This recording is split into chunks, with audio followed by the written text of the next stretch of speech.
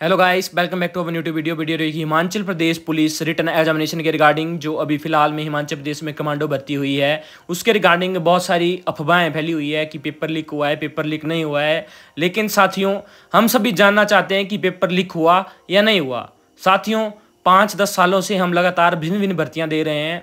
हम 2019 से ही देख रहे हैं कि 19 में भी भर्ती लीक हुई थी और उसके बाद 22 में भी भर्ती लीक हुई थी और उससे पहले फॉरेस्ट गार्ड के अंदर भी हमने देखा था कि सारी लाइनें जो है पास हो गई थी। साथियों, मुद्दा ये नहीं है कि उन बच्चों द्वारा कल चंबा में जो है प्रदर्शन किया गया और बोला गया कि जो है नकल हुई है। तो साथियों, मुद्दा ये नहीं है कि उन्होंने बाद में बोला कि नकल हुई है। मुद्दा ये है कि अगर नकल सच में हुई है, सच में मोबाइल अंदर गए हैं, बच्चों द्वारा बोला गया कि मोबाइल अंदर गए हैं, तो दोस्तों वो मोबाइल अंदर कैसे चले गए?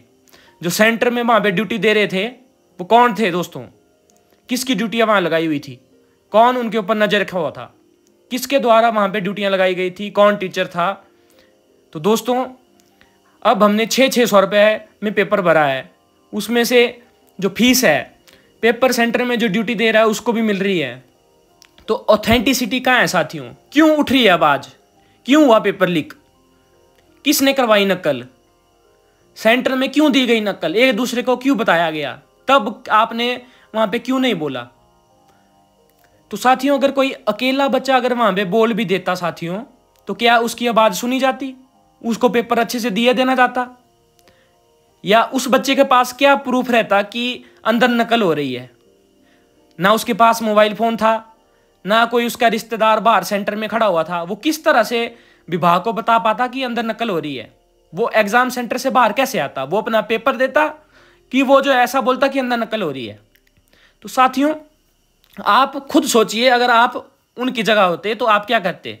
मान लीजिए 10 बच्चे हैं जो आपस में कर रहे हैं, आपको वहां पे वो नहीं बता रहे हैं, तो आप क्या करते? आप उनसे पूछते इतना समय था पेपर देने के लिए कि 2 मिनट में एक प्रश्न करना है, कि आप अपना पेपर सॉल्व करते?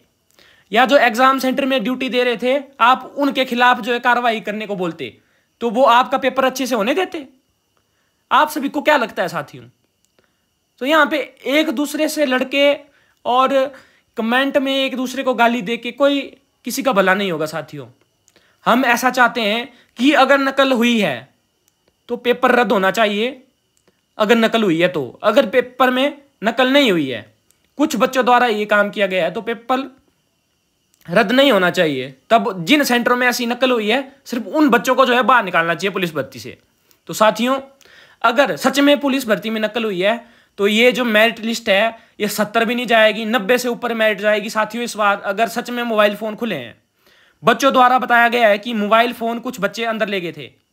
अब बच्चे अगर झूठ बोल रहे हैं, सच बोल रहे हैं, तो वो जाने, क्योंकि उन्होंने अपना नाम दिया है बेकायदा, डीसी ऑफिस में उन्होंने लेटर दिया है कि मोबाइल फोन खुले हैं। कुछ तो ऑथेंटिसिटी होगी उनकी बात में कि वो डीसी को जाके बोल रहे हैं कि यहां नकल हुई है। तो अब इसके खिलाफ कार्रवाई तो होगी साथियों, डिपार्टमेंटली कैमरे भी चेक होंगे, सब कुछ चेक होगा साथियों। ऐसा नहीं है कि कैमरे चेक नहीं होंगे। तो कुछ ना कुछ तो गड़बड़ी है, तभी आवाज उठ रही है। तो हम भी उन्हीं बच्चों के साथ हैं कि अगर नकल हुई है तो भी कार्रवाई अच्छे से होनी चाहिए, अगर नकल नहीं हुई है तब भी कार्रवाई अच्छे से होनी चाहिए। क्योंकि हमने भी मेहनत की साथियों, हम भी 4-5 सालों से पेपर दे रहे हैं और मेरिट लिस्ट आपको पता ही होगा साथियों कितनी हाई मेरिट लिस्ट आती है। अगर एक पॉइंट से भी बच्चा रह जाता है तो उसके भविष्य के साथ खिलवाड़ होगा।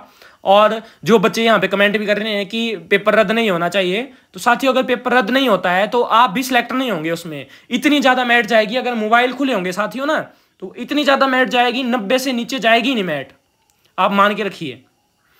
कैसे ले गए फोन?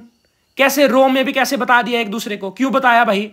जो वहां पे ड्यूटी दे रहे थे क्यों देखने दी किसी को चीटिंग? एक दूसरे को क्यों बताने दिया? बहुत सारे सवाल हैं अभ्यर्थियों के। तो हम तो विभाग से यही मांग करते हैं कि पूरे दोनों पक्षों को ध्यान से देखा जाए कि नकल हुई है कि नहीं हुई है। फिर सामने आए सरकार, कि सरकार भी बताए कि सच में नकल हुई है कि नहीं हुई है। कोई भी इसकी पुष्टि नहीं कर रहा है। इतने दिनों से, 6-7 दिनों से बच्चे बार बार परेशान हो रहे हैं। हमसे यूट्यूब चैनल्स को बार बार बोल रहे हैं कि आप कोई अपडेट दें, अपडेट दें। हम कहाँ से दें अपडेट जब हमें भी पता नहीं है कि नकल हुई कि नहीं हुई? हमने पहले भी कहा था अगर कोई बच्चा सामने आएगा तो हम उसका साथ अवश्य देंगे। तो अब चंबा से सामने आए अभ्यर्थी की मोबाइल फोन अंदर लेके गए थे। तो साथियों, अगर मोबाइल फोन अंदर गया है तो मान के रखिए नकल जरूर हुई है। अभी हमें पता नहीं है कि मोबाइल अंदर गया कि नहीं गया, वो तो कैमरे चेक होंगे उसके बाद ही पता लगेगा। तो अभी भविष्य में पता लगेगा। तो साथियों ज़्यादा से ज़्यादा वीडियो को शेयर करें। जय हिंद, जय भारत। मिलते किसी और वीडियो में।